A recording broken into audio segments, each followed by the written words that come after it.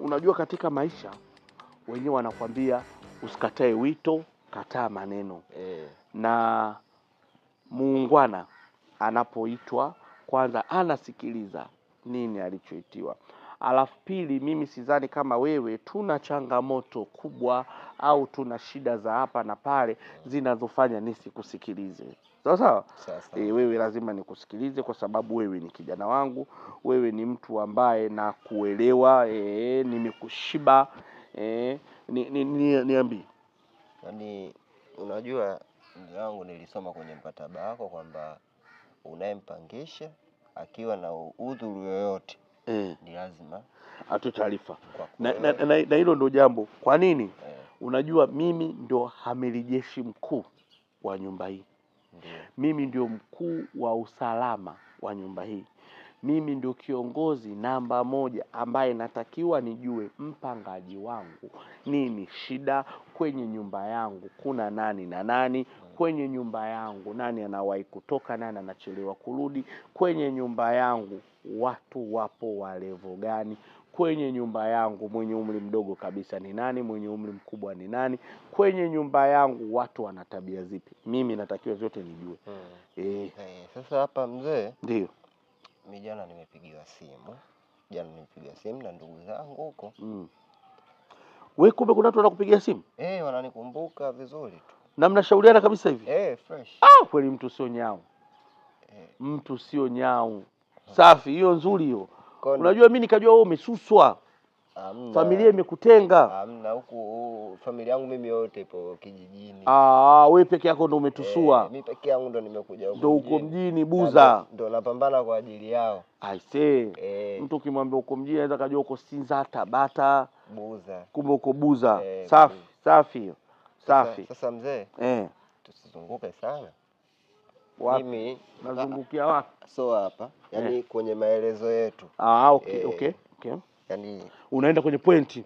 Safi. Kwenye familia yetu sisi, mimi hapa ndo wa kwanza. Hapo ndo walipokula hasara. Unajua ukiwa wa kwanza alafu una kitu noma hiyo. Noma sana, noma. Unajua wa kwanza wanakuwa ni watu ambao hawaenjoy. Unajua wa kwanza unakuwa kama umetolewa kafara. Unapambana kwa ajili ya watu wengine. Ndio hivyo. Hiyo mbaya hiyo. Sasa mbaya. Na wadogo zangu 3. Ndio. Na kule tunaona kipindi hichi mvua nini. Kwa hiyo kule kidogo kuna mafuriko, wameomba waje kujipumzisha huku hata kwa mwezi mmoja hivi. Nikasema basi kabla ya kuwapa majibu niongee kwanza na mzee wangu ili tujue tunafanyaje. Jamani. Jamani. Yaani hata kama ingekuwa wewe. Unajua kuna muda hamfanikiwi kwa sababu ya huo ujinga na upumbavu. Show me, wewe unakaa chumba kimoja. Unawezaje kuwachukua watu 3 mkarundikana kwenye hiko chumba kimoja? Wote ni wa kiume. Swala iwe wa kiume, iwe wa kike, haiwezekani wote mkarundana kwenye chumba kimoja. Alafu unawatoa kijijini, unawaleta mjini. Kwanza umewapa tiketi ya maisha.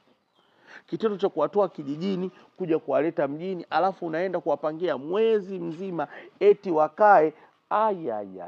Wewe bwana mdogo usijitafutie matatizo, bwana mdogo usijitafutie balaa. Kwa nini yani mzee? Una wale ndugu zangu tumezaa. Swala sio ndugu zako. Ngoja nikwambie kitu kimoja. Wewe unafikiri kabla wewe hujazaliwa mvua zilikuwa zinanyesha zinyeshi? Zipo. Walikufa. Wanavotaka kuja kupumzika kijijini anabaki nani? Vipi kuhusu wao? Kwa nini wao peke yao ndo wakimbie mvua? Hiyo sijaongea nao. Alafu wakishakimbia mvua wao wataishi wapi? Vipi kuhusu mashamba yao? Vipi kuhusu nyumba yao? Vipi kuhusu malighafi zilizokuwepo zinawazozunguka za kuwafanya wewe uendelee kuona una watu kule? Kwa hiyo unavyoenda kuwachukua unawachukua jumla ama unavyoenda kuwachukua unawachukua nusu? Nusu kwa sababu sio umesema kwa sababu ya kipindi hichi tu cha mvua. Kwa hiyo kama unawachukua nusu au wanaobaki wanakufa. Wataendelea kuwepo. Sasa hawa wanachukua nao wabaki ili waendelee kuwepo. Waungane.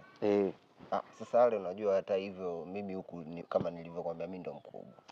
Kwa wadogo zangu kidogo, yani hata mimi mwenyewe pia nimewamisi waje huku mjini. Sawa. Kumbe wewe ndo umetangaza ufahari.